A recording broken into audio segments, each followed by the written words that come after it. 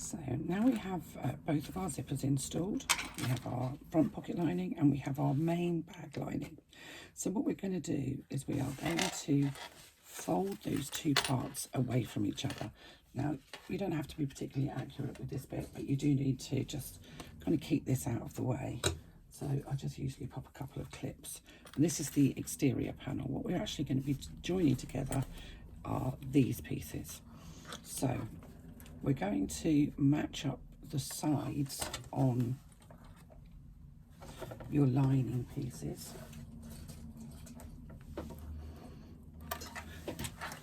And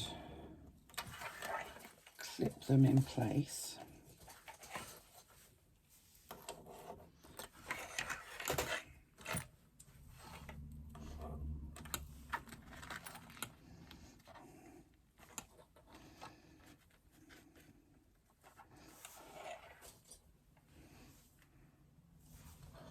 Matching up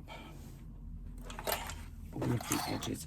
Now at the top here where you've got this bit of sort of external, if you just push the external faux leather out of the way, you should be able to, it is tight, you should be able to just push those together. Now I'm going to use my zipper foot because it's narrow and I think it's easier to do this with a zipper foot. If you need to kind of manipulate the exterior out of the way so that you can sew the lining. And it is tight here. I admit that it's tight here,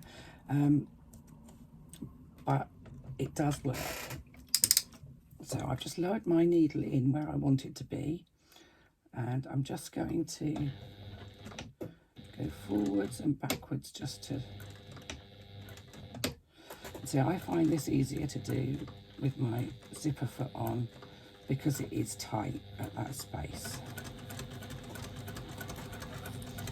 So I'm going to go all the way around.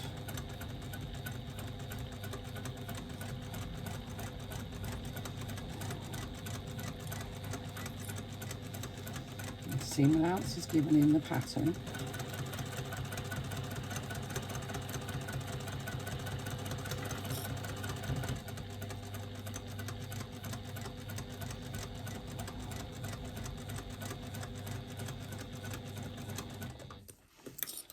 Again, I'm coming up this side.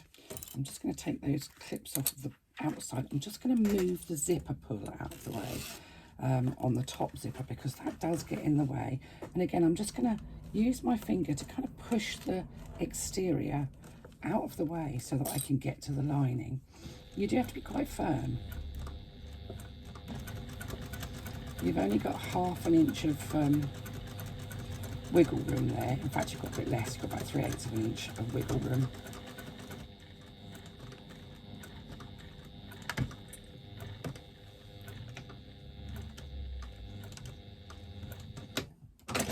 And there we go. So let's just trim off my thread ends, and I'm just going to take my lining down by approximately half the seam allowance here. It just makes sure that it's not caught in the seam allowance when you stitch your main exterior pieces together. If you have any zipper tape that's kind of hanging off the ends, if you cut your zippers a bit longer, then you need to remove those now because they'll get in the way. So even if it's just a tiny little bit, it's just better to get rid of it now. Oh, those are the thread ends from the zipper, that's fine. So having stitched our lining all together and trimmed it back, I'm going to flip that exterior over again. And this is where we need to be really careful with our matching. So I'm going to match up those bottom curves.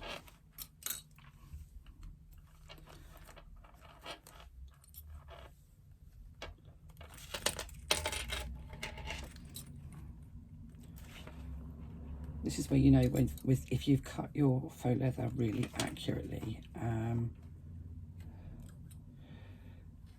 because everything should match up.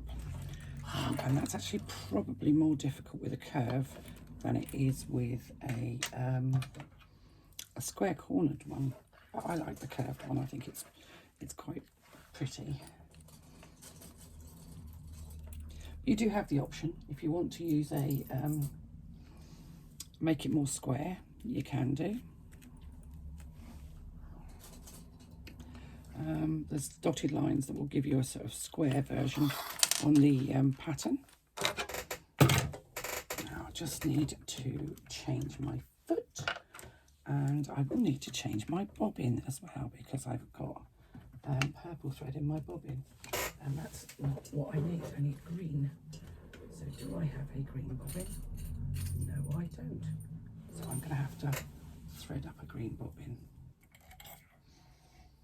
See? So organised.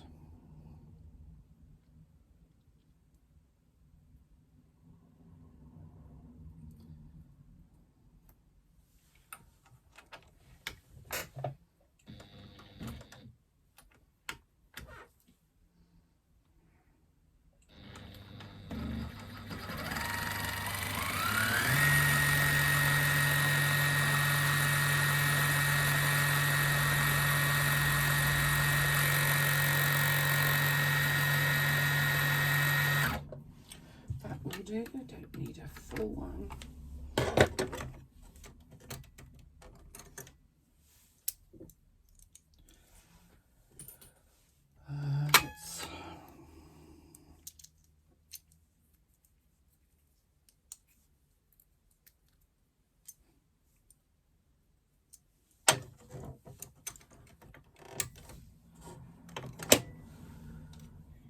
So let's now thread up the machine again.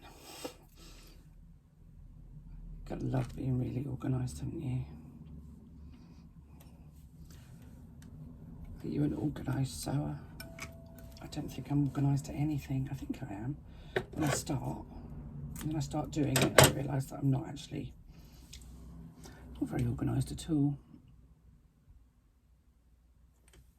I think that's part of the creative process for me, making a mess. I actually can't see what everybody else does. Often told my room is tidy, I am untidy. So there we go. So now I'm going to stitch all the way around the outside.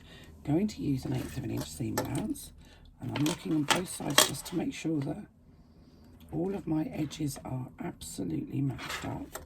Now if you really want to, you can add a small line of glue to make sure that all those edges match up. You could, if you wanted to, add double-sided tape. I just prefer not to do either of those, to be honest, because I just find that it gets messy. So I'm just going to, right at the beginning, I'm going to do a couple of back stitches, just a couple, just to secure my threads. So down, back, down. There's nowhere for you to bury your threads at that point, so there's nowhere for you to kind of hide the thread, so you just need to just do one single back stitch.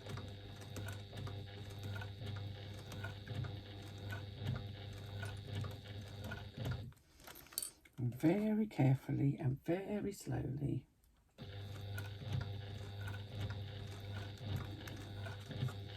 Stitching at 1/8 of an inch.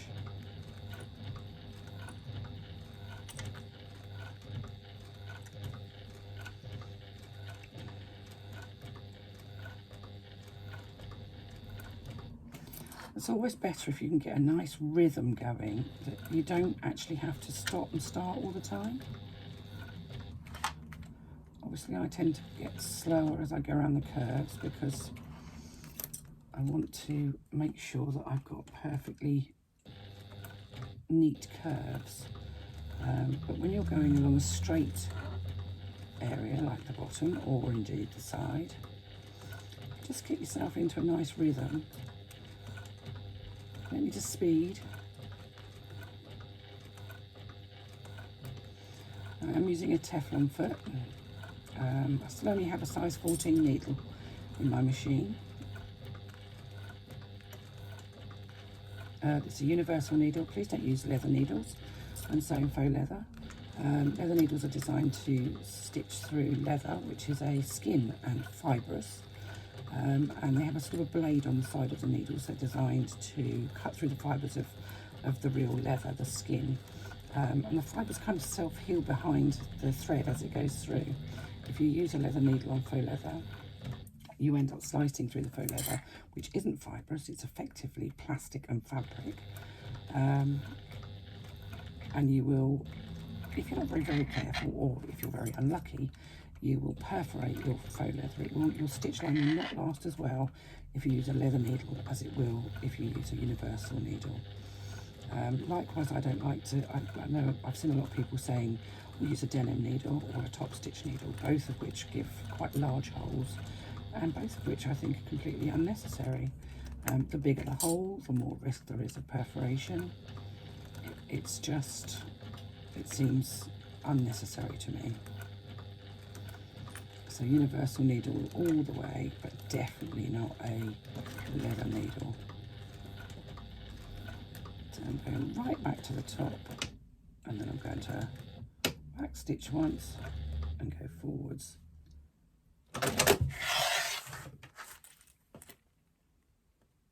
Get rid of my thread ends. Get rid of my thread ends now. At this point, if you want to have a look, if there's any tiny slivers where you've got just a little bit of faux leather that's kind of shifted, which it does sometimes, then now is a good time to just trim those off. If you're going to edge paint, now is the time to edge paint this before you add this extra piece on. So this is your strap connector, which you're going to be putting about there, but you need to do your edge paint first if you're going to edge paint. So I'll come back and I'll show you about putting this bit on.